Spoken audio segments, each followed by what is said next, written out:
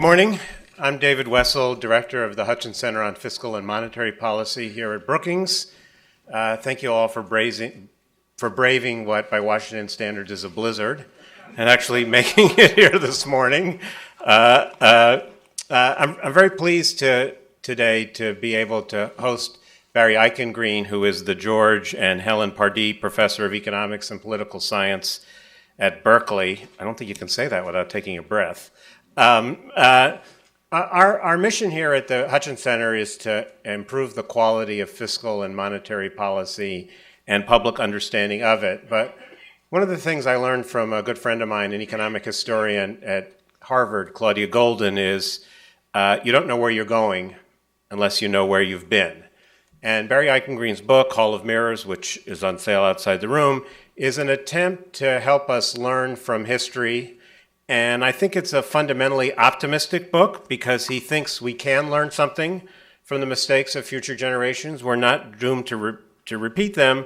And for those of you who read the books or the incredibly impressive reviews, Barry's point is basically we did remember enough to avoid turning the crisis into a Great Depression, but we didn't remember enough to avoid it in the first place, and we could have. And we certainly didn't remember enough about what to do after a crisis to assure a stronger recovery than one we've had. Barry's written about a wide variety of subjects and mostly on international economics. He's really the author of the definitive work on the role that the gold standard played in the Great Depression. And in addition to this book, Hall of Mirrors, he's the co-editor of a new Brookings Press book called R&B Internationalization, which isn't out yet, but if you can't wait, we're selling copies even though it's not out yet outside the room. Barry's going to give a little presentation on the book, and then I'm going to be joined by two discussants, and I'll introduce them later. So, Barry?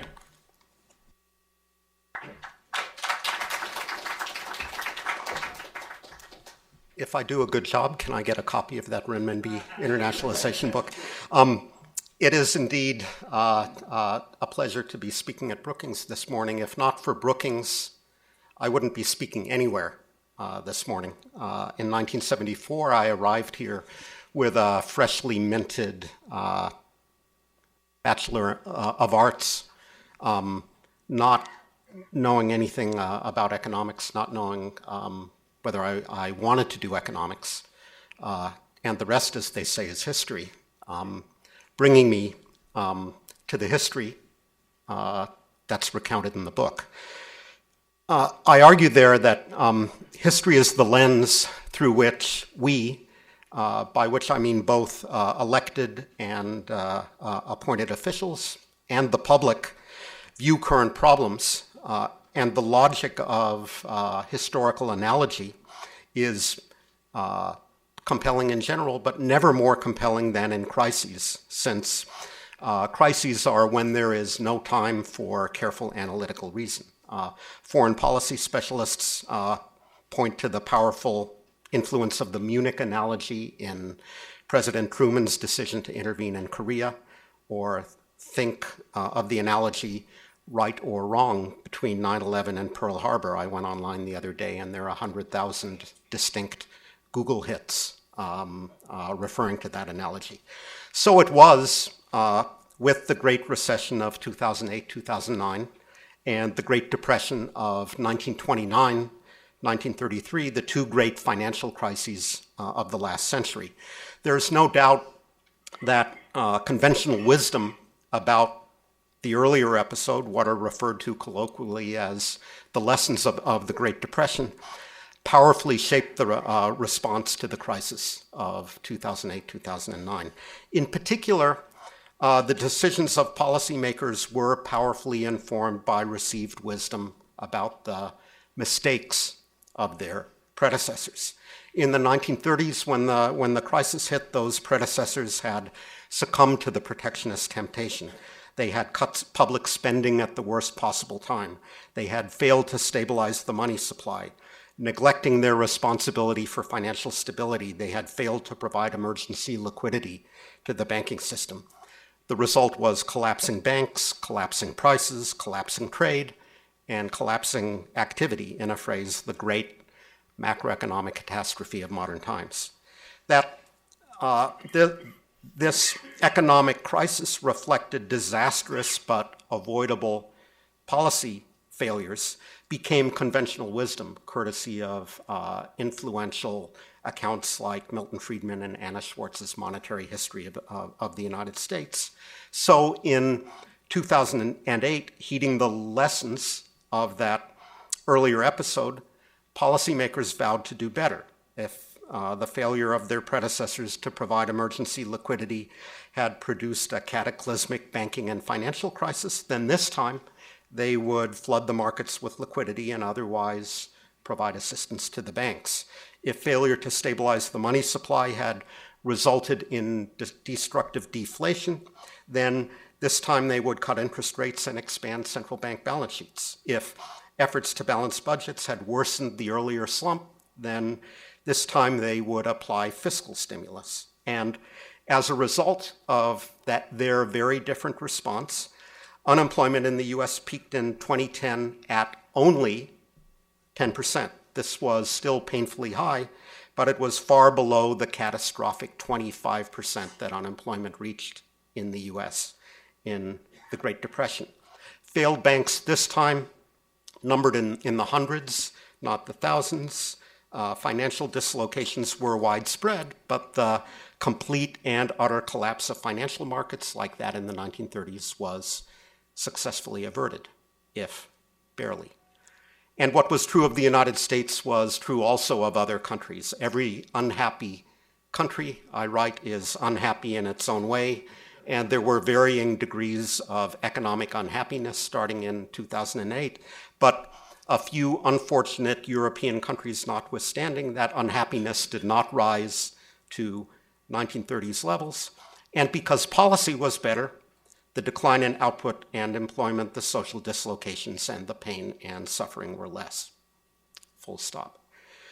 Unfortunately, this happy narrative is too easy.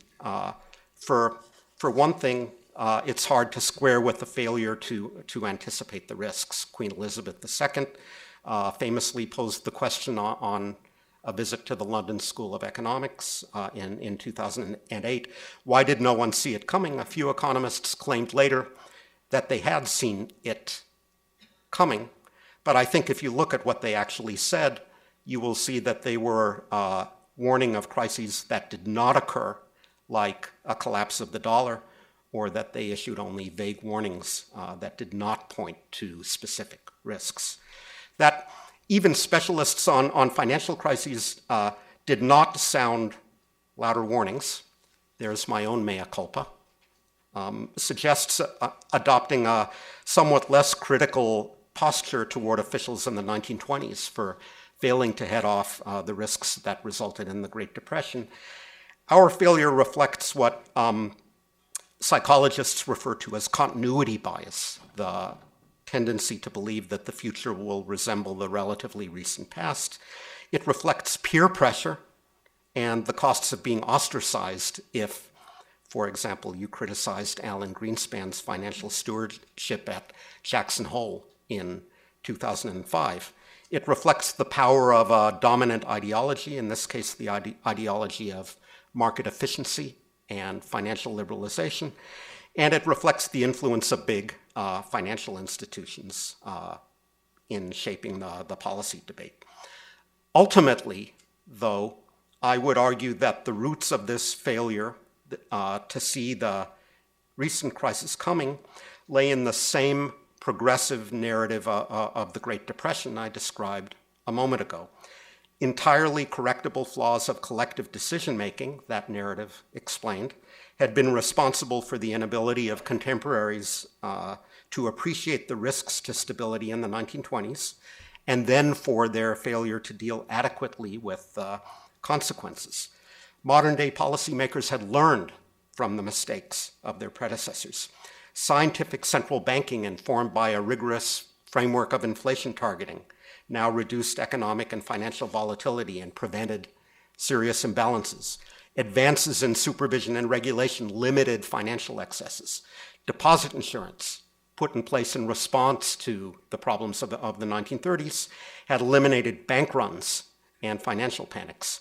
Conventional wisdom about the Great Depression, that it was caused by avoidable policy failures, was itself conducive to the belief that those failures could be, and indeed had been, corrected. It followed that no comparable crisis was possible. Now, all this, we now know, was dreadfully wrong. Part of the problem, I think, is that we, meaning economic historians, had always done a better job of explaining the course of the Great Depression, why, once it was underway, it became so great, than we had in explaining its onset. We had failed to highlight how rapid financial innovation in the 1920s, you can substitute in the early 2000s for everything that follows. We had failed to highlight how rapid financial innovation had combined with inadequate regulation and lax monetary policy to create dangerous financial fragilities. We had failed to explain how capital flows to one half of Europe from the other half of Europe and the rest of the world had set that continent up for a fall. We had failed to explain how the naive belief that advances in scientific central banking had rendered crises a thing of the past, the Fed having been created, recall, in 1914, shortly before the problems of the 1920s, how those advances in scientific central banking had rendered crises a thing of the past. We failed to explain how a long period of stability in the 1920s, they called it the new era, rather than, as recently, the Great Moderation, encouraged excessive risk-taking and empowered those who argued against stricter regulation. Recent experience suggests that we now need to write that 1920s history more carefully. Had we done so earlier, maybe we would have seen more clearly how the same factors were at work in the early 21st century. There was also the failure to anticipate how disruptive the events of September 2008 and the collapse of Lehman Brothers would be. Here, too, I would blame the lessons of the Great Depression for informing the decision to let Lehman go under in what proved to be a disorderly way. The conventional narrative about the Great Depression focuses on the disruptive impact of bank failures and on runs by retail depositors. Lehman was not a deposit-taking bank. I've been reminded recently it owned a couple of small deposit-taking banks. But no matter. Lehman didn't have retail depositors of consequence. It followed that its failure couldn't pose a serious problem. This view, informed by the so-called lessons of the Great Depression, was why the Ball Accord, setting capital standards for financial institutions, focused on commercial banks. Deposit insurance focused on commercial banks. Regulation generally focused on commercial banks. That focus neglected the shadow banking system of investment banks, hedge funds, money market funds, and commercial paper issuers. It ignored Lehman's derivatives positions. It ignored the fact that wholesale creditors could effectively run on the bank.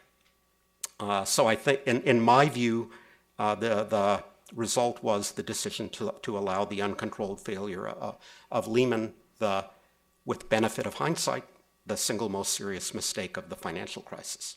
So it was at this point, after Lehman, that policymakers realized that they had a situation on their hands, that we were on the verge of another Great Depression.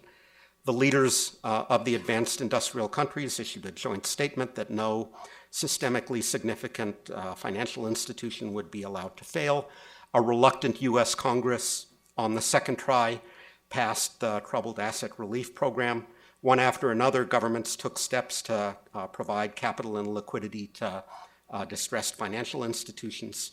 Central banks flooded financial markets with liquidity. Policymakers congratulated themselves that they had successfully avoided another Great Depression. And yet, the results of these policy initiatives were decidedly less than triumphal. Post-crisis recovery in the United States was lethargic, as everyone in this room knows. 2 quarters of good growth in the middle of last year, notwithstanding To the contrary, recovery proceeded at less than half the pace of a normal recovery. Europe did even worse than the US, experiencing a double dip, maybe now a triple dip recession and full-blown crisis starting in 2010. This was not the successful stabilization. This was not the vigorous recovery promised by those who had learned the lessons of history. Why is no mystery? Starting in 2010, the US and Europe took a hard right turn toward austerity. You will recall that spending under the Obama stimulus peaked in fiscal year 2010 and then headed steadily downward. You will recall that in the summer of 2011, the administration and the Congress agreed to $1.2 trillion worth of spending cuts to be implemented over 10 years.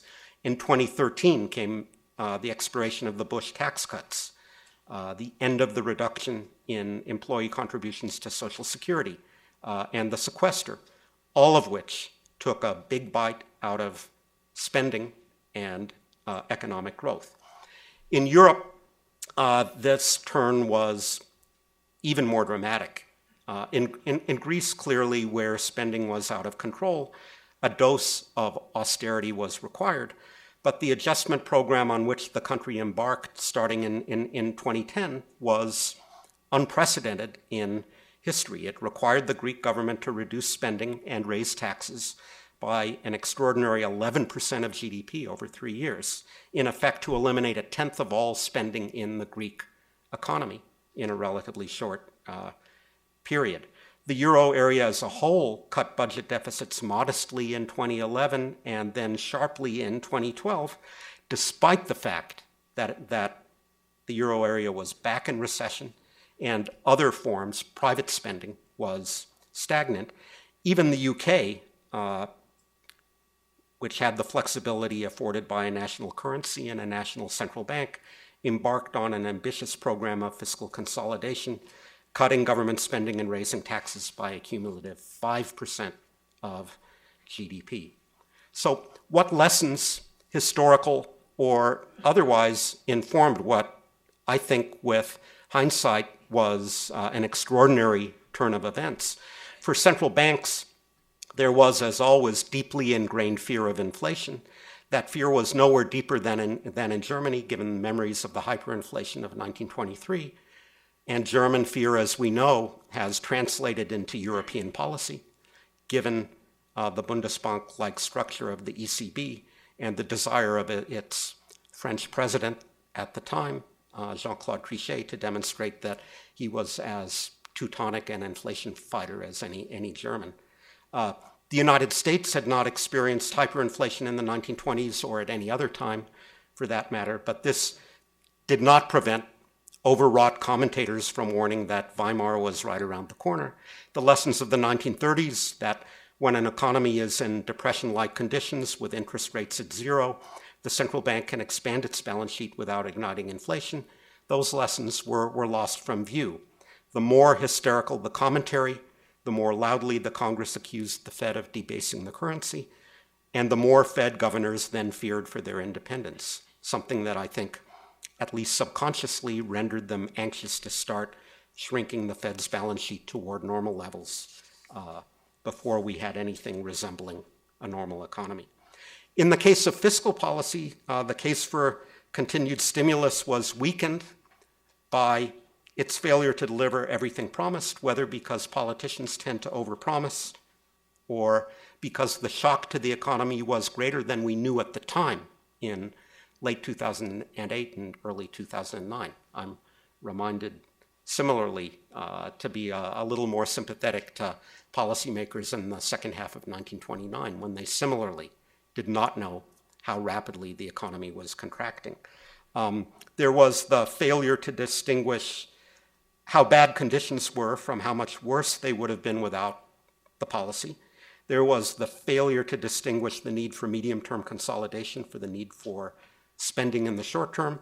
There was the failure to distinguish the case for fiscal consolidation in countries that needed it, like Greece, from the situation in countries with space to do more, like Germany. Thus, a range of factors came together. The one thing they had in common was failure. Inevitably, failures like these have multiple causes, including the dominance of ideology in politics over what we like to think is sensible economics. There was the inability of economists to make the case for better policies. There was the tendency of economists to forget as many lessons of the 1930s as they remembered.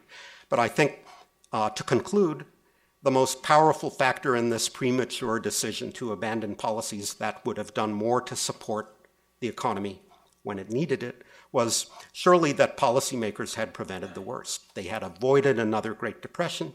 They could declare the emergency over. They could therefore heed the call for an early return to normal policies.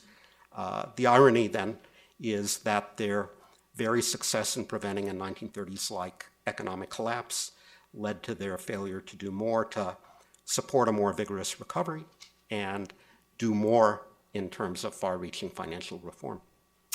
Thank you very much.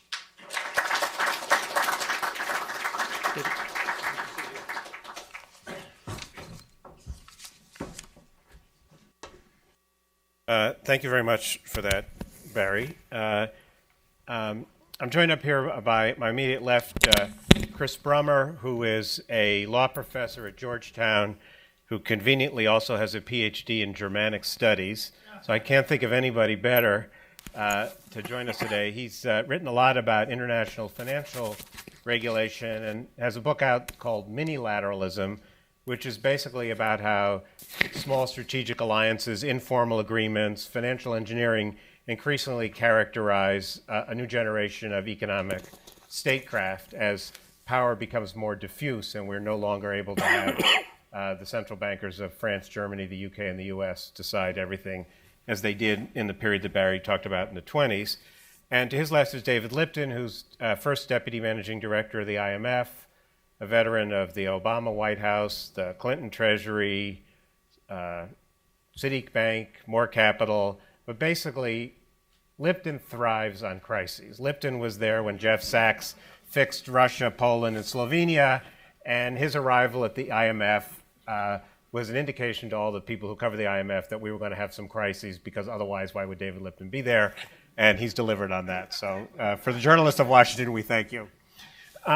Barry, I wonder if you could expand just briefly on your last sentence, because I want Chris to respond to it.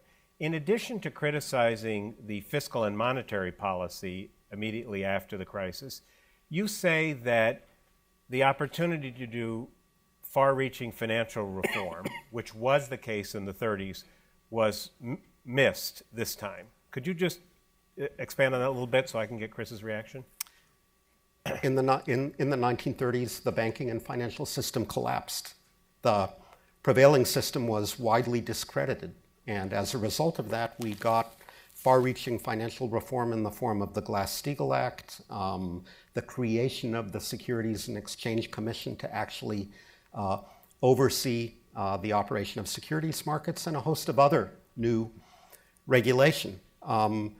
I think Dodd-Frank includes some meaningful reform, but it's weak soup compared to what was done in the 1930s. This time, we prevented the collapse of the system. The banks were able to regroup in a way. Those who argued in defense of the existing system and continue to argue today in defense of light touch regulation and the existing system were better able to make their case. So I'm tempted to say a crisis is a terrible thing to waste, and because we didn't do more in 2010, we wasted it. However, now we are blessed with a whole host of new financial scandals: the LIBOR rigging scandal, the foreign exchange market rigging scandal, evasion of US money laundering regulations, various settlements having to do with insider trading and IPOs that are keeping alive the idea that self-regulation by financial markets and banks is something of a contradiction in terms. Bill Dudley has addressed the bad apple defense of financial markets, that it's only a few Bernie Madoff types responsible for these problems. I think we're being reminded now that there is self-regulation is problematic. There's a culture problem, and maybe that will continue to invigorate financial reform. We'll see. Chris? Well, I'm a bit surprised because it turns out that I will be slightly more optimistic than the optimistic view introduced.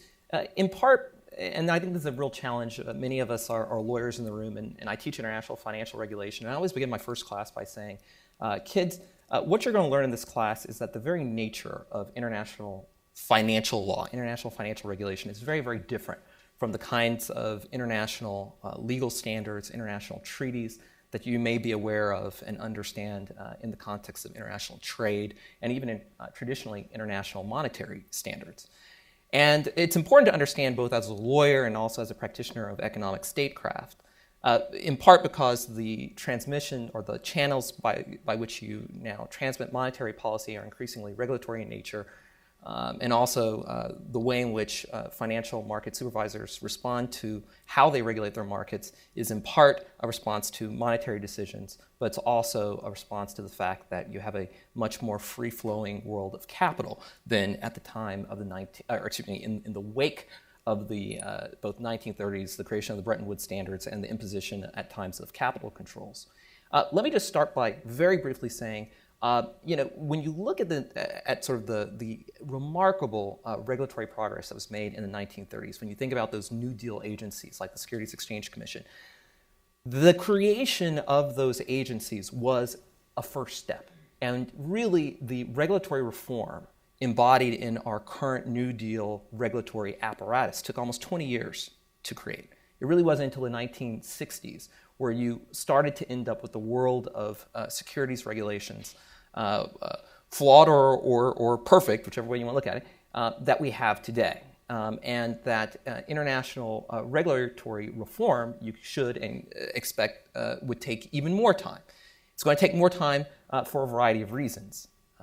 Number one, even when you compare international financial regulation to other areas of international economics, involves much more rapidly evolving issue areas. So when you think traditionally, at least, about trade, you think about tariff barriers, and then obviously we get into the more wacky world of non-tariff barriers. But you had relatively stable areas of regulation that provided a certain space for not only substantive reform, but also the maturation of institutional reforms that culminated, obviously, in, say, the WTO.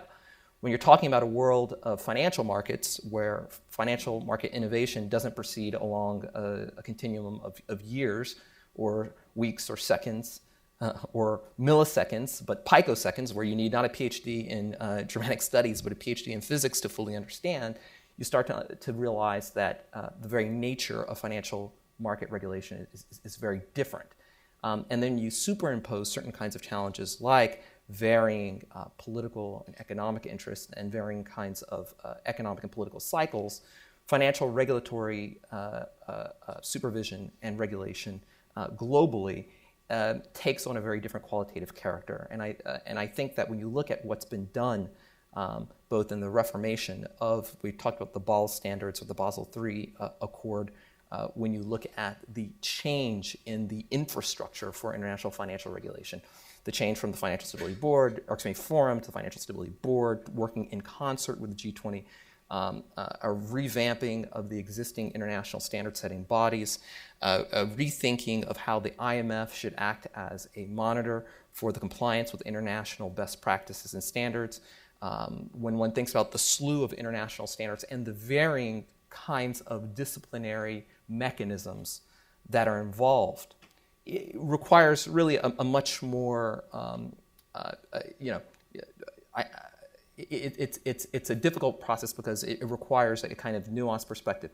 We're not talking about hard law, where you have formal international legal obligations, in part because of the dynamic change and the transformations in international markets, but we're dealing with something called soft law, that is explicitly non-binding standards that, though non-binding, can be and not always are, but can be at least institutionalized in a manner that actually gives them more bite, more discipline even, than some formal treaties that you may see in international human rights. Your bottom line is it's not over yet. We should be patient. They're moving in the right direction. I think so. And it's not as easy as just passing a Glass-Steagall. I think so. David, and this is why he gets the Pulitzer Prize, and I'm just an academic. No, this is why they have reporters moderate panels, so that when people talk too much, they interrupt. David, I think that sometimes people who handle big global economic crises think, to coin a phrase, this time is different, and we haven't been through this before. Barry's book is obviously a reminder that, well, actually, in strange ways we have. What do you take away from this book that you think is relevant to where we are today? Guess I better be brief. That's all right. I'll interrupt you if necessary. First, I want to say, I think for any of you who haven't read this book, this is a fabulous book.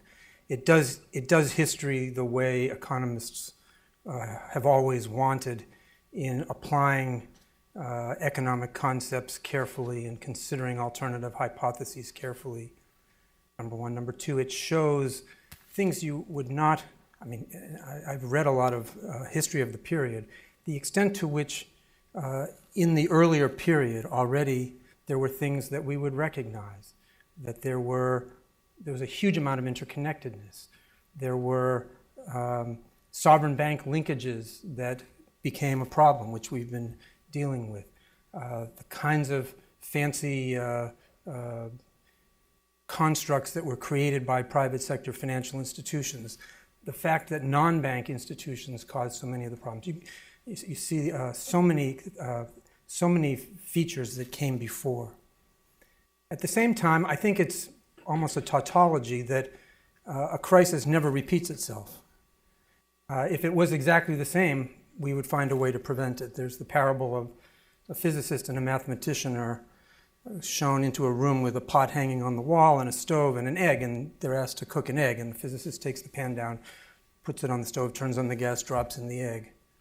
And then it's the mathematician's turn. He looks at it for a few minutes. He picks the pan up and he puts it on the wall. He says, now I've reduced this to a problem I've seen before. Now, it's not mathematics doing economics. There are differences, and they're troubling. Let me ask, in a sense, the book looks at the history to date, but put yourself in the eyes of policymakers today. How clear are the choices that we face right now? And I think in the fog of economic war, there are always new features, new complications. Yes, you can draw from history and hopefully draw the best possible conclusions. But life is complicated. Let me give a few examples. Barry tells the story how in the 1920s and 30s, as interest rates were brought down, people thought they had succeeded in stimulating the economy, but they couldn't distinguish nominal from real interest rates. In Europe, 2 years ago, fragmentation of Europe was the big issue. The Portuguese finance minister came to me once and said, should I issue bonds now, or do I really have to wait until Portuguese interest rates fall below 6%? Portuguese 10-year interest rate now is 2.5%. Is fragmentation over, or are these low interest rates telling us there's some other huge problem that is happening in Europe, and the low interest rates in the periphery of Europe mean that should we question whether it's good or bad that people are lending money at 10-year maturities to Ireland, Spain, Portugal, and others? Its interpretation is difficult. We now have the unconventional monetary policy being practiced by the three largest central banks, and the United States is considering, the US Fed is considering what is the proper exit. Clearly, keeping low interest rates low for a long time leads to some to reach for yield. And there's a lively debate going on about whether this is dangerous, whether it might lead to financial instability. We have two views. The BIS thinks that this is so dangerous that interest rates should be raised, in a sense, irrespective of conventional monetary policy considerations. What's the inflation rate? What's the unemployment rate? The IMF has been arguing that one really has to assign monetary policy to the interest rate and use macroprudential policies to deal with any risks to financial stability that might come from risk-taking behavior by financial market participants. This is a good and lively and complex debate, but we know what we think, but I think there are a range of views on this subject. On the listening to Christopher, I hear all of what you say, but I can't say that it makes me optimistic because to me, financial and regulatory reform is, as you say, complex and will take time to get to put in place. But think of what's going on right now. We've gone through, we went through this crisis and we tried to do two things. The world tried to do two things, to end the crisis, but then to make changes to make sure it would never happen again, which of course sounds familiar. But the main arena for that was financial and regulatory reform. To say two things. One, that you see here in the United States, the debate over Dodd-Frank. And more generally, I think there is the following conundrum. The financial and regulatory reform had as a principal objective to make banks more cautious. It's succeeded. There are various things banks used to do they don't do anymore because they have to hold such capital and there are various liquidity requirements, a whole set of requirements. Then the question arises, what happens to the activities that would have been funded? Are they things the economy doesn't need? Are they things the economy needs and maybe will be funded by someone else in the non-bank sector? If they're funded by someone else, will that be done safely or not? Should those things be inside the regulatory perimeter or not? Or worse, do you have a situation where they aren't done and the government thinks they should be done, so they start subsidizing the banks to do it because it's a social objective? And there have been support programs, say, for mortgage lending in some countries that are exactly that. The banks won't do it because of the regulatory reform. And then the countries step in and say, well, let me subsidize you to do that thing. What do? Do you just spend a while longer doing regulatory reform? Do you conclude that some parts of the regulatory reform may have been misguided and change them? This is I think, a very complex area, and again, we have our views on each and every or most of the pieces of this puzzle, but I think it is a conundrum. So I would just say that the economic policy making, whether it's in crisis or now in the post-crisis period, will always throw curveballs, and it's not easy necessarily to hit them, and you can't necessarily, one has to do the best one can in understanding the lessons of the past and trying to apply them, but it's not always a simple guide to action. You want to respond on the financial part? Well, I think that when you look at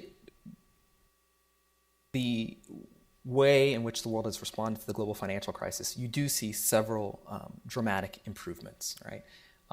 You see generically a raising of capital standards for financial institutions. And indeed, this is important because when one looks at the Basel Accord for banks, this is sort of the third iteration. The very first iteration, to Barry's point, hadn't even defined exactly what a bank is. Is it a deposit-taking institution? When you look at the international accord, you do see that financial institutions writ large have raised their capital standards. You look at derivatives and what's going on in IOSCO and these other international standard-setting bodies. You see more pre-trade transparency, trade reporting, clearinghouse usage for what were over-the-counter derivatives. You're seeing enhanced standards for credit rating agencies. You're seeing across the board a global response that, on balance, is certainly moving towards a much more collective and interoperable world of financial regulation, with lots of really embarrassing disagreements that sometimes spill themselves on the front pages of the Financial Times. But I'm not a historian, but as someone who's sort of participated in some of these dialogues, I have to be more satisfied with where we are now at a global level, certainly, than where we were in 2008. And I do think that there will absolutely be lots of unexpected issues, but there is some flexibility in the system to respond to them. If I may summarize, Mr. Chairman. Yes. I agree with Christopher that there has been some impressive and surprising progress. Capital standards for big banks in particular are more demanding now, and more demanding than we might have expected. There are leverage ratios for banks to prevent them from doing off-balance sheet fiddling of capital requirements. There may be a little bit of rating agency reform coming down the pike. So there has been real progress. And now there is the possibility that many of the things that have been done in the United States in particular are about to be undone. So I think it's very much a story to be continued. And I think the risk here is that because we averted a very serious crisis, the period of forgetting of what came before, which took us half a century after the 1930s, may be compressed into a much shorter period this time. This argument always makes me nervous, Barry. The notion that we'd be better off if we had been more miserable is kind of uncomfortable, although it may be the approach that Europe takes. So let's it's in a way it's too bad that your book is set in type, because I think if you were writing it today there would be more at the end about Europe, and so I want to steer you in that direction. If you think about a country which has a crushing debt load, which has been forced to undergo enormous austerity, which has banks that are really not strong enough to maintain its financial system, where a government has fallen, another government has come into place, and that new government is being challenged by populists, you would obviously think correctly that I'm describing Greece. But if you've read Barry's book, it kind of looks a little bit like Germany. And so help us understand, how can it possibly be that the Germans have learned only one lesson, that if you print too much money, you have hyperinflation, and don't seem to remember the lesson that if you do too much austerity and the people lose faith in the government, you can get really nasty populist results. Let me underscore, I'm not suggesting that Syriza is Adolf Hitler, but I do think that there are political consequences to running these kind of policies. But also, to be clear, you're not talking about Germany today. You're talking about Germany in the early 30s. Correct. Thank you, David. And similarly, there is no straight line between unemployment in the early 1930s and the rise of the Nazis, although I would agree there is a connection there. Historical memory is a tricky thing, obviously, and it's quite perplexing to me why there is so much emphasis in Germany about the corrosive and destructive effects of the hyperinflation of the early 1930s, and not equal emphasis on the impact of the high unemployment of the 1930s. Which would suggest a rather different policy response Europe-wide to the current situation. There's the argument that the problems of the 1930s flowed from the hyperinflation of the 1920s. Given that experience, they tied their own hands. The banks were weak, confidence was fragile, and that caused the depression in Germany to be so severe. I don't buy that entirely. There is the argument that the economics of the 1930s are too problematic and painful to be taught in high schools in the same way the hyperinflation of the 1920s is taught. But it's a reminder that there are many historical precedents and analogies out there. Sometimes policymakers cherry pick. They pick the historical analogy that justifies their preferred policies rather than the one that might inform their policies. Chris, what's your view on why Germany has taken the stance it has in the current European situation? Well, I think it's interesting when you just think about the intellectual history of Germany. And that intellectual history is a profound one. It goes past and far past the 1930s. I mean, even when one aspect of German culture, and you can see this this is where my German PhD comes in. When you look at like the Enlightenment, and you look at German idealism and German philosophy, there are certain kinds of traditions of industriousness and of discipline that sort of feeds itself and was part of the culture, and it feeds itself into this idea of discipline economically. I think that it's not hard when you look at sort of the larger, not 100-year, but 200 or 300-year history of the formation of the German state, how some of these ideas that sort of permeate your culture have certain economic applications. And I think that, I lived in Germany for a while and went to high school in Germany for a while, and, you certainly do see a certain pride taken in that industriousness, and there's a sense even in the post-war period that industriousness was what allowed Germany, along with the help of the Marshall Plan and international assistance, to sort of pull itself up by the bootstraps and rebuild German society. And when Germans look at the periphery, they sort of naturally sort of ask themselves, well, if we could do it, why can't you? It's that obviously then creates all kinds of interesting diplomatic quagmires. David, if you were holding Barry's book as a guide to history, where are the lessons that you think Europe ought to pay particular attention today? I think Barry's book says that in crisis, there's crisis prevention and there's a lot on that, but in crisis, you need to respond quickly. You need to provide liquidity. You need to distinguish in financial institutions liquidity problems from solvency problems. You need to deal with solvency problems quickly. And you need to support the whole macroeconomy as you do that. And then, of course, you need to do things to make sure it never happens again. I think another important lesson from the gold standard and of Barry's earlier work also is that when you're in the case of the gold standard, when countries are linked together with a monetary system that has the kinds of disciplines of the gold standard, you have to take account of those strictures. All of those lessons apply to Europe, and I think in some respects and at certain times they were not quick enough to do steps in that list, or to do them. And I suppose another lesson is that when you act, you have to act strongly enough and with enough persistence. I think things have been done. They have perhaps not been done as quickly, as forcefully as they might have. On the point that you folks were discussing a moment ago, the question of austerity. There's been a reluctance to provide the macro support. Part of it comes from concerns about the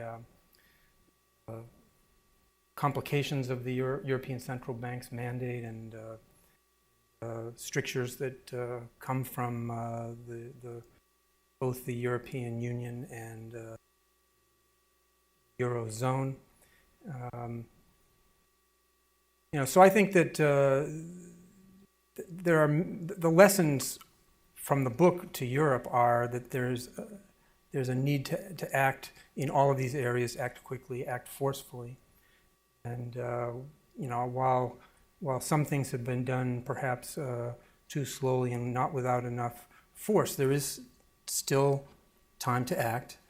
I think that the present discussion about the disinflation in Europe is one that should drive the Europeans to do more, to be accepting of more forceful central bank action and to be supporting that with other policies that can help the European Central Bank achieve their goal getting of avoiding falling into a prolonged low inflation or negative inflation situation. Barry? So I argue in the book that the euro is just like the gold standard in two respects. Number one, it was a monetary union or a quasi-monetary union without a banking union, a fiscal union, and a political union. And the gold standard was therefore problematic. You can complete the sentence. I argue in the book that the gold standard was not only a monetary arrangement or monetary regime, but it was also a mind frame or ideology. That countries on the gold standard subscribe to the ideology of balanced budgets and so forth. And the euro system, it would seem, is not only a monetary arrangement, but something of ideology. It comes with a lot of ideological and political baggage. You like the Growth and Stability Pact kind of baggage? Yeah. So, and then I go on and argue in the book, maybe I shouldn't have, that the gold standard and the euro system are different in one fundamental respect. The gold standard was easier to back out of because countries still had their own currency. And when a bad economic or financial system happened, it was straightforward to suspend convertibility and allow what was still your own currency to depreciate. Abandoning the euro for a variety of economic, political, and technical reasons, I argue, would be much more difficult, and dissolution of the euro area is not likely to be the route through which Europe ultimately solves its problems.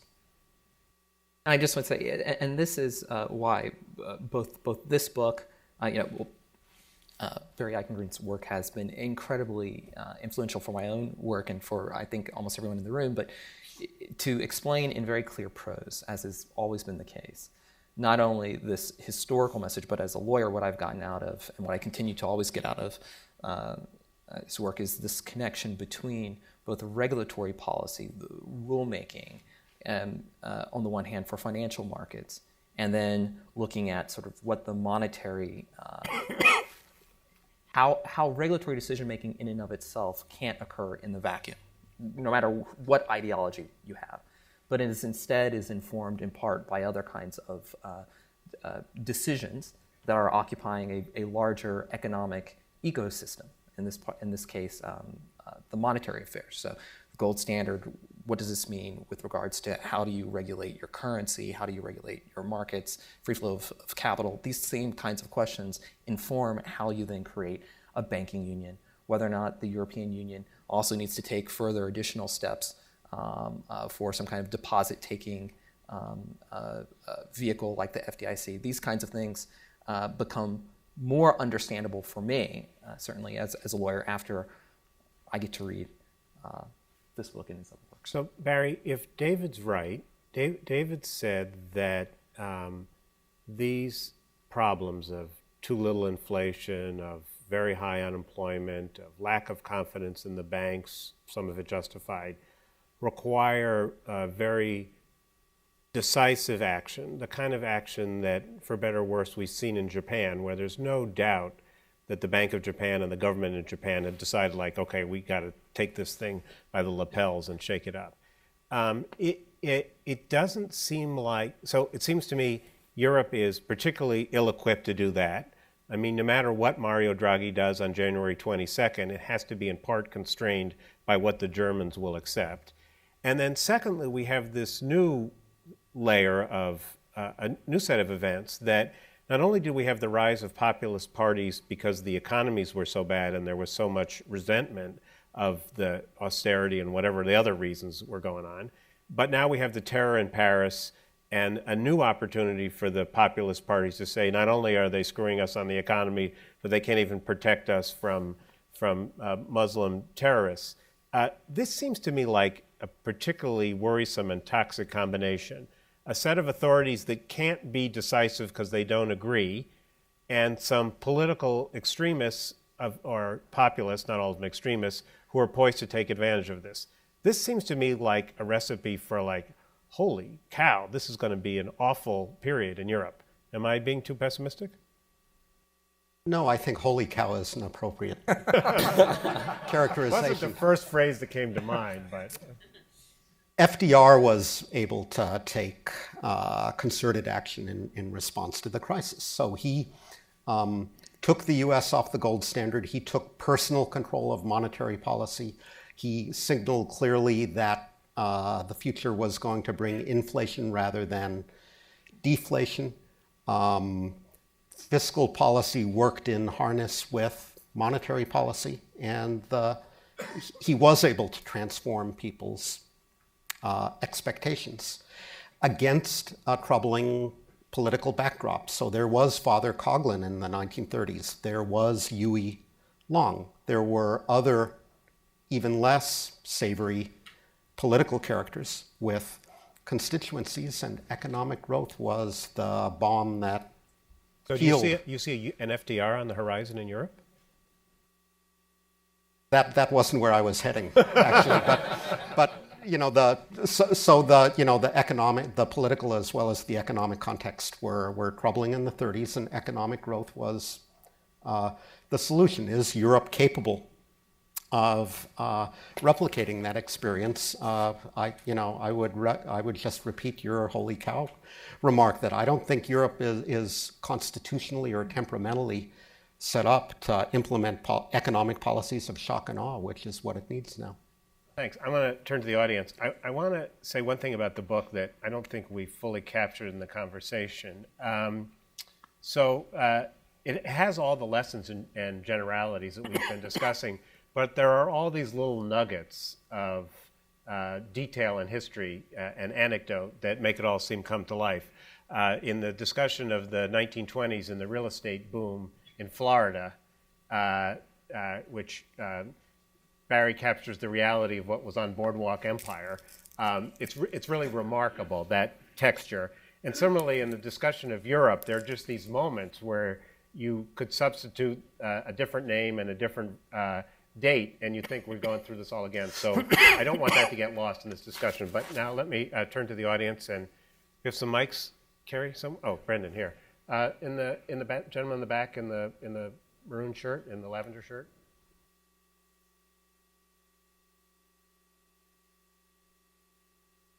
Tell us who you are. Hi, Marty Weiss with the Congressional Research Service.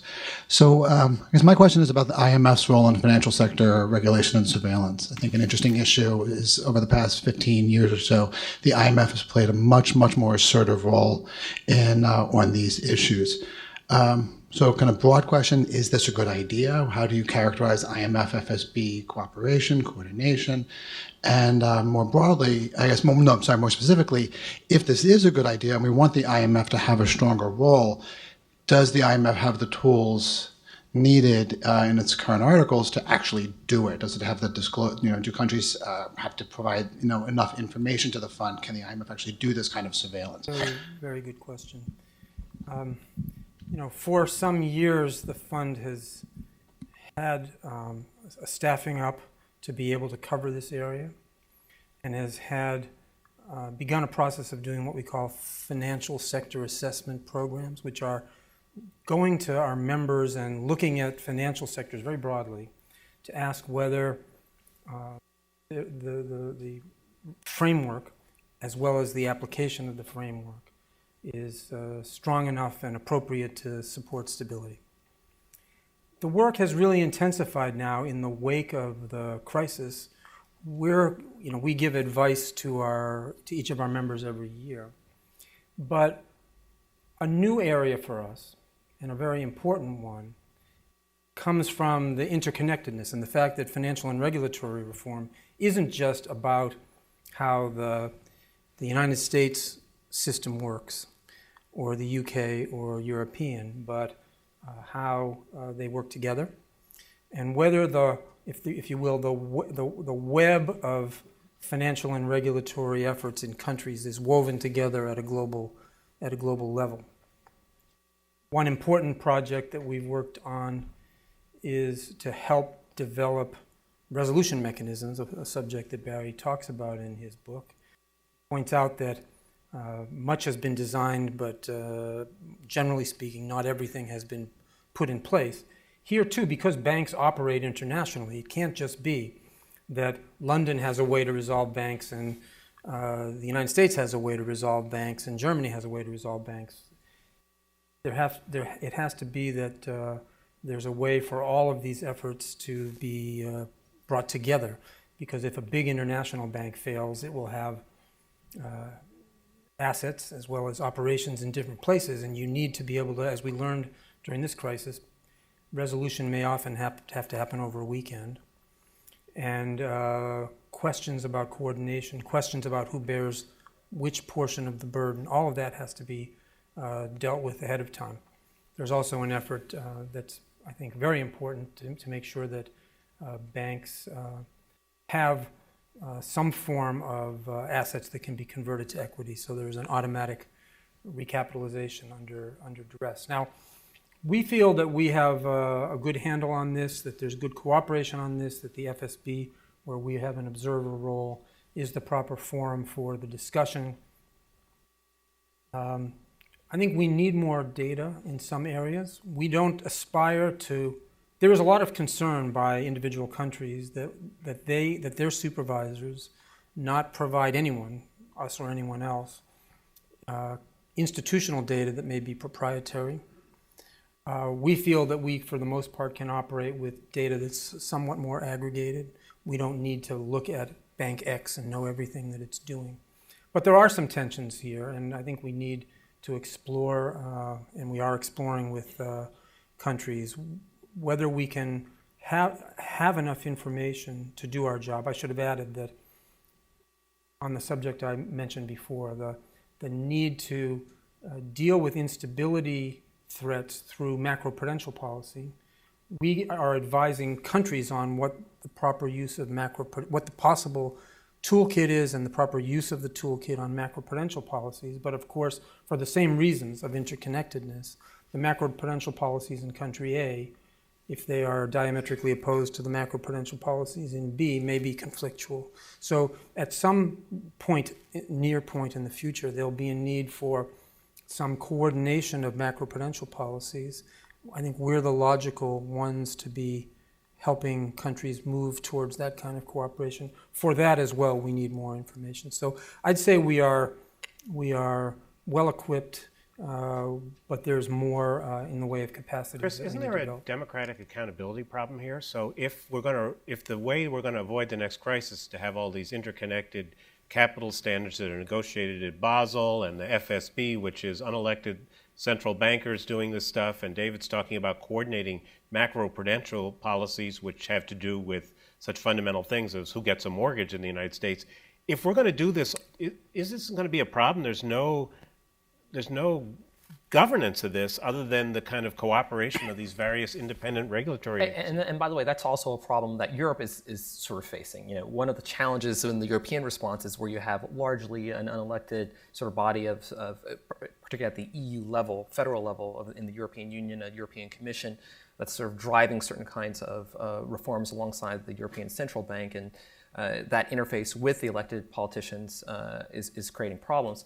One of the major challenges with accountability is that we're entering into a world, in the soft law world, where treaties are being increasingly supplanted by administrative process, right? So where the SEC or the CFTC or the Fed through the Basel Committee creates these international standards, right? They are soft law, they're explicitly non-binding, but then you go back to your home jurisdiction. And in the United States, we have the Administrative Procedure Act, where you go through the APA process to try to then implement those standards under the mandates that are given to you as a domestic regulatory agency. So it does create and change the relationship between sort of elected officials and the rulemaking process, and that creates all these questions of legitimacy. Can I just say one thing about the FSAP program? The FSAP, what's also challenging is Financial Stability Assessment Program. The Financial Sector Assessment Program. That is an IMF program which, interestingly enough, the vehicle by which you do this is under Article 4, as your question implies, which is a formal legal obligation, and it's been sort of reinterpreted in a way so as to take these standards that are promulgated by unelected bodies and soft law to give them a bit of a harder edge through international law, and then bringing in the IMF as a formal international organization to provide some surveillance as to those standards. Now, prior to the crisis, they were voluntary and the results didn't necessarily have to be even published, right? Now you're trying to ramp this up by creating this harder edge. But the question, and I think that there still is a considerable amount of debate, particularly to this last point where I would question whether or not the folks over at the BIS would agree that the macroprudential policy making component should really be at the IMF or at the FSB or at one of those international bodies, which then ramps back up this legitimacy question. How can we participate democratically? Let's take a couple questions. There's a lot in the back. Do you want to, Emily, you back there? What? Oh, I'm sorry. Can you just, the guy in the, right near you with the white hair and the glasses and the... That narrows it down. Distinguishes Is this from on? everybody else Yes. with white hair and glasses. This guy with white hair and glasses is Jeremiah Reamer. I'm a political scientist. I've taught at Hopkins and Georgetown and other places. I actually have a bit of an explanation to this, a partial explanation to this question that's been bothering you, which is basically why is it that Angela Merkel doesn't realize that deflation is more important than hyperinflation? And it has to do, economic historians can say, well, Hitler didn't come to power when there was hyperinflation. He came to power when there was a depression and unemployment and low prices. The partial explanation has to do with the long-term effects on the German political establishment of the stabilization that followed the hyperinflation, which involved favoring economic elites over middle-class savers. That had a traumatic effect on the post-war political class, which created the catch-all party that tries to keep all these groups that were once alienated from each other in a big tent together. Now, that's only a partial explanation for what's going on, because it's not exactly as if if you put on, as if Angela Merkel and Wolfgang Schäuble are running around with that particular lesson of what happened in the mid-20s in mind, and it's not as if you put them in a seminar and you said, read Jerry Feldman or Charlie Mayer on the stabilization of the 1920s, you'd realize you'd get a different perspective on things. So my question to you is, given this problem of the political dimension to this, and the fact that political leaders trying to create this big tent party often are not totally aware of the historical forces that are shaping them somewhat subliminally, how could an economic historian continue to referee this sort of discussion about the lessons of history? So I'm not sure my comparative advantage is as referee. I thought your point about an additional channel through which the hyperinflation could have continued to shape the structure of politics, as well as the content, is very well taken. And I would just say I agree. I think that where you can blame economic historians for not warning us that this was coming, the evidence is there.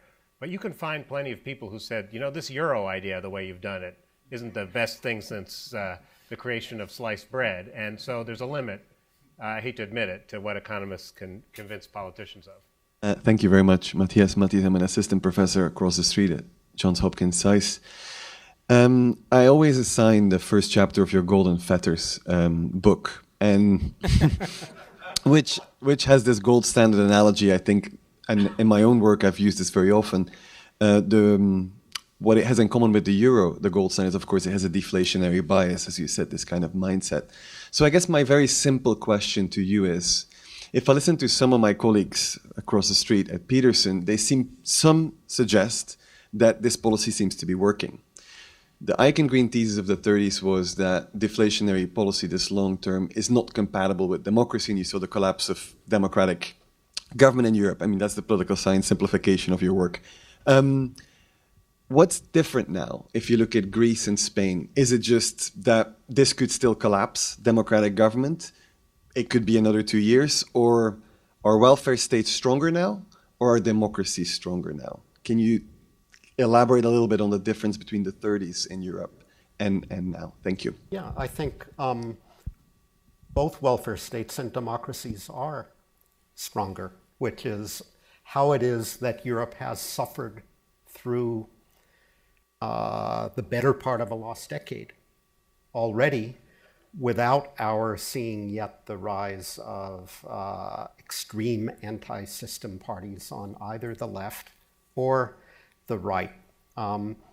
European countries, including Greece, have more than a quarter of a century of experience with democracy now, and their links to the European Union solidify that democratic tradition. I also think that the extent of the social safety net means that you see plenty of graffiti and homeless people on the streets in Athens, but not to the same extent you saw bread lines in the United States in the 1930s, because even middle-income European countries have gone a long way in building social safety nets that provide some insulation from bad economic times. So none of this is an argument that it couldn't happen and that we're not about to see rejectionist governments, anti-system, anti-European, anti-Euro governments.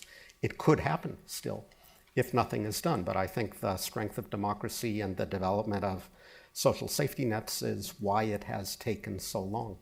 David? Just a broad observation on the state of democracy. Strobe Talbot, the head of this institution, has observed that the leadership appears to be somewhat weak right now, in the sense that leaders aren't that popular in their own countries and aren't that strong when you compare to some past episodes. And it leads one to puzzle why that might be the case. I think it surely differs from place to place.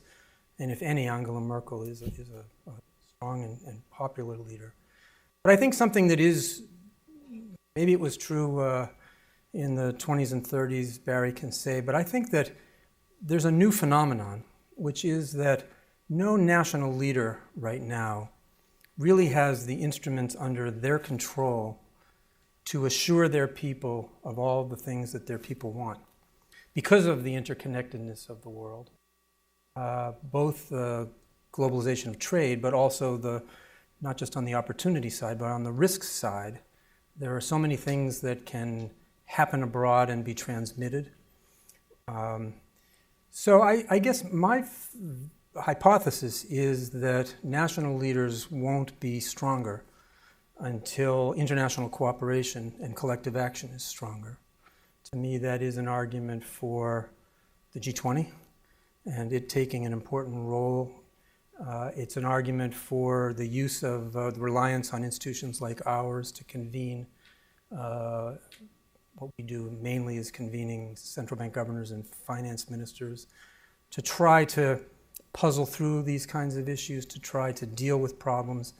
I do think it's our job. I think personally, and I think our institution believes that there are still huge benefits to global integration and connectedness, if nothing more than the promise for emerging market countries and developing countries to accelerate their growth rates and someday converge to advanced country living standards. That, I think, is a huge opportunity and will only happen at a rapid clip if the interconnectedness is maintained. But I think whether it's the 20s or the most recent crisis, we see the risks of interconnectedness. And so managing those, finding the opportunities, capitalizing on the opportunities, and managing the risks can't be done by President Obama, it can't be done by David Cameron, it can't be done by Jean-Claude Juncker. They can only do that together.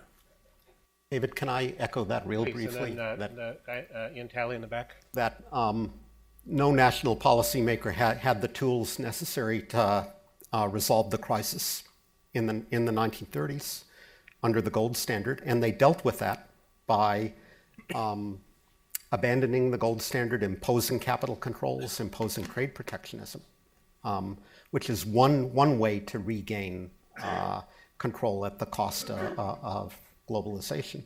International cooperation, in principle, would have been the other way.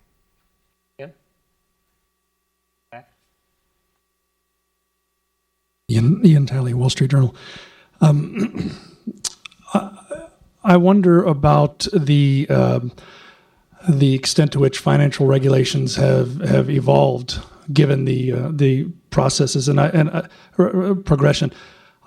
I see two examples of that. One, the exemption of sovereign debt in both the Volcker Rule and the European Union regulations, which may be contributing perhaps to the low risk taking pricing, and two, the shift of risk taking to the non-bank financial sector. And the lack of oversight there. I wonder if you can comment a little bit more on that. And secondly,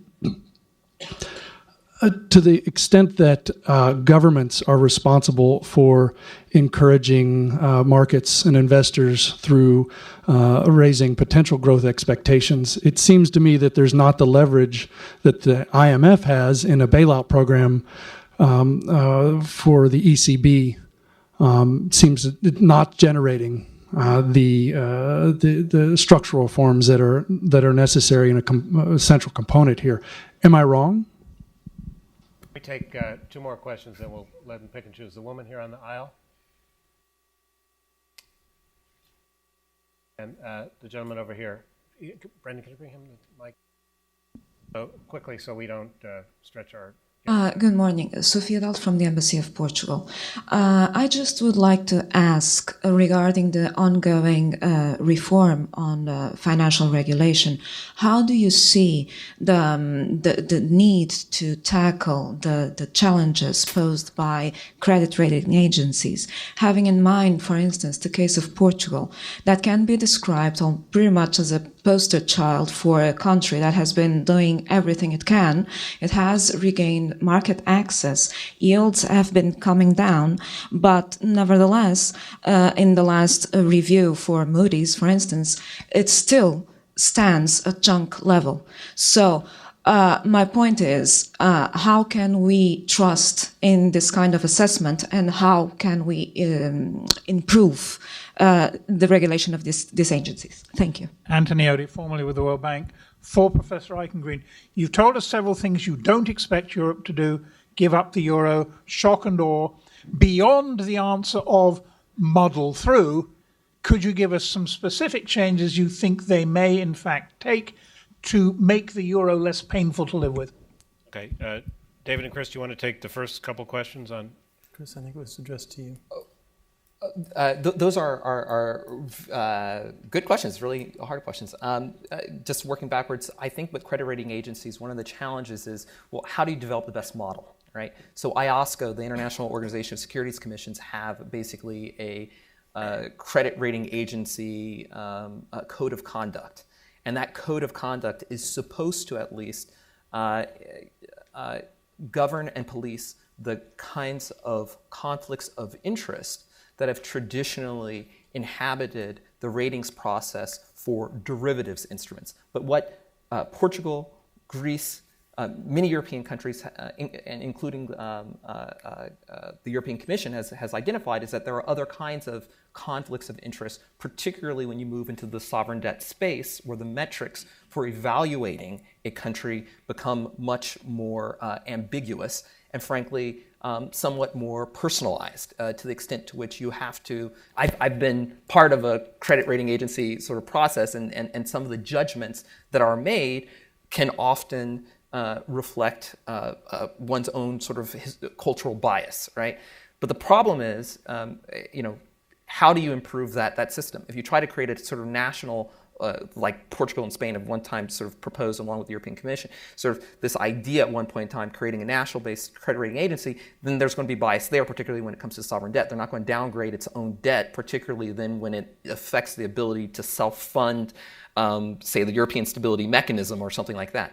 So I think that the only way in which you can work towards a better system is if you start to make more transparent specifically what those metrics are, and you have to make the ratings process, those judgments that are actually made, more transparent. And I think that's the best you can do. So David, I think Ian had two questions, one of which you've touched on about the risk. I'm happy to answer the second one. Yeah, exactly. Barry's book shows other episodes of fiscal dominance. It is often a concern that if a central bank provides support to governments by buying their bonds, that it can lead to indiscipline. And that's a generic problem in economics. Many discussions have happened in this room on the Brookings papers to talk about this subject. But there have been many suggestions for things that the ECB should do over the last few years, and the ECB's response is, we have only one mandate, is to get inflation to be a little bit below 2%. And I think they really have to pursue that mandate. It's their job. That job is assigned to them.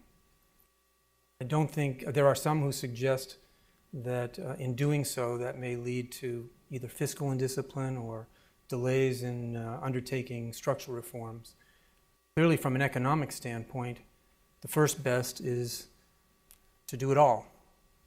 And I think it's way too soon to be abandoning an effort to get the various countries to undertake the policies they should. After all, when they fall into such difficult times that they have no choice but to come to us, of course that's what happens. The most significant fiscal adjustment and structural adjustments, perhaps excessive in some people's views, have happened in the fund-supported programs in Europe. Surely it would be best if sensible policies were adopted now.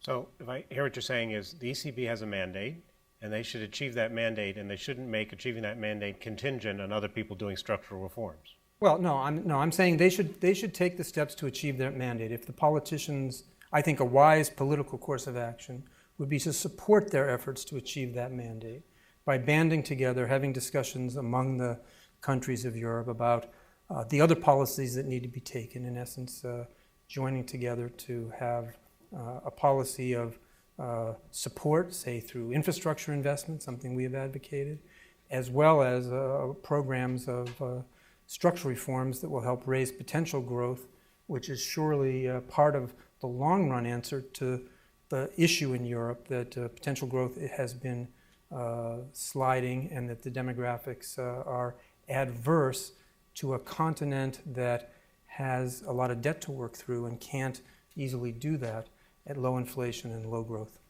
So Barry, you were offered an opportunity to write an epilogue to your book in which you predict what's going to happen in Europe. Let me answer that one and two others in 1 minute. Okay. To the Embassy of Portugal, I would say, don't pay too much attention to the rating agencies because nobody else does. They don't have any inside information that the markets lack. What's important is that they be prevented from both advising issuers and rating the resulting issues, and that they be disconnected from the regulatory process. And I think in the US, slow progress is being made by the Fed and the SEC in that direction. Europe needs to do the same. To Ian, I don't think, to put a point that has been made in more blunt terms, I don't think a central bank like the ECB should be allowed itself to be painted into a corner where it is the enforcer of structural reform, because as the enforcer of structural reform, growth becomes the enemy, and that's not a posture that a central bank should adopt. And on Europe, the pie in the sky answer would be that Europe needs a grand bargain of monetary expansion, fiscal stimulus, and structural reform, where everybody agrees to this quid pro quo. Everybody gives something and takes something.